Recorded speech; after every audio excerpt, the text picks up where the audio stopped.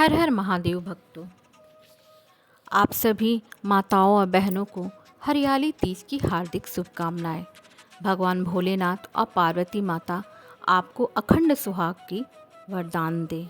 हरियाली तीज का त्यौहार शिव और पार्वती के पुनर्मिलन की याद में भी मनाया जाता है। वह दिन जब शिव ने पार्वती को अपनी पत्नी के रूप में स्वीकार किया था। पार्वती जी ने कई वर्षों तक उपवास और कठोर तपस्या की और अपने 108वें जन्म में शिव ने उन्हें अपनी पत्नी के रूप में स्वीकार किया। पार्वती को तीज माता के नाम से भी जाना जाता है। हरियाली तीज को सिंधारा तीज, छोटी तीज, श्रावण तीज या सावन तीज के नाम से भी जाना जाता है। हर साल श्रावण मास के शुक्ल पक्ष की तृतीया तिथि को हरियाली तीज का व्रत रखा जाता है। इस साल हरियाली तीज का व्रत 27 जुलाई रविवार को रखा जा रहा है। अखंड सौभाग्य के लिए सुहागिन महिलाएं इस दिन माता पार्वती और शिव जी की विधिवत पूजा करती हैं। श्रावण मास में पड़ने के कारण इसे श्रावणी तीज भी कहा जाता है। इसे ही सुहागिन महिलाएं पति की लंबी आयु और अच्छे स्वास्थ्य के लिए पूजा करने के साथ साथ व्रत रखती हैं। इसके साथ ही कुंवारी कन्याएं मनचाहा जीवन साथी पाने या फिर शादी में आ रही अड़चन से निजात पाने के लिए इस व्रत को रखती हैं।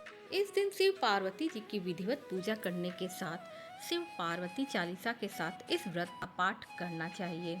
मान्यता है कि हरियाली तीज को इस व्रत कथा का पाठ करने से आपकी पूजा पूर्ण हो जाती है। तो आइए जानते हैं हरियाली तीज की संपूर्ण व्रत कथा क्या है। पुराणों में हरियाली तीज की ये कथा काफ़ी प्रचलित है। कहा जाता है कि स्वयं भगवान शिव ने माता पार्वती को उनके पूर्व जन्म के बारे में याद दिलाने के लिए यह कथा सुनाई थी। शिव जी कहते हैं, हे पार्वती, बहुत समय पहले की बात है जब तुमने हिमालय पर मुझे वर के रूप में पाने के लिए कठोर तप किया था।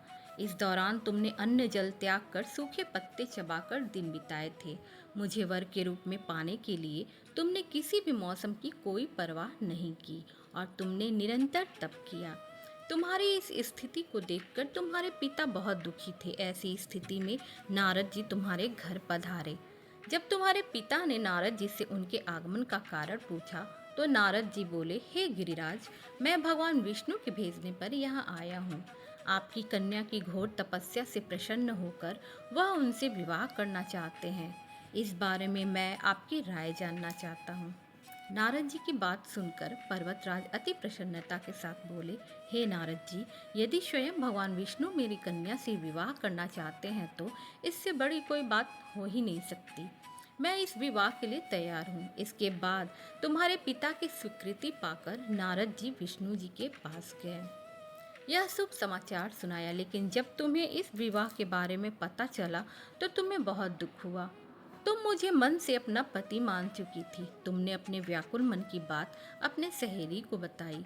तुम्हारी सहेली से सुझाव दिया कि वह तुम्हें एक घनघोर वन में ले जाकर छुपा देगी और वहां रहकर तुम शिव जी को प्राप्त करने की साधना करना।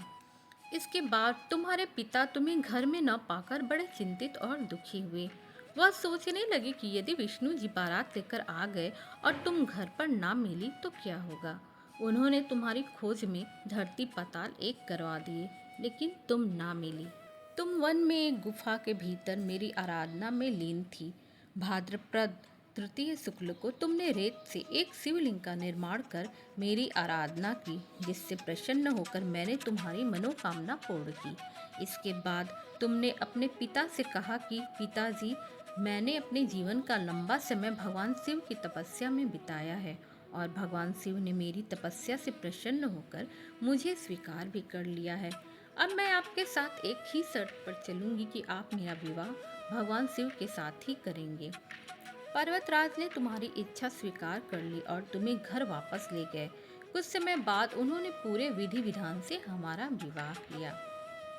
भगवान शिव ने इसके बाद कहा कि हे पार्वती, तृतीया को तुमने मेरी आराधना करके जो व्रत किया था उसी के परिणाम स्वरूप हम दोनों का विवाह संभव हो सका।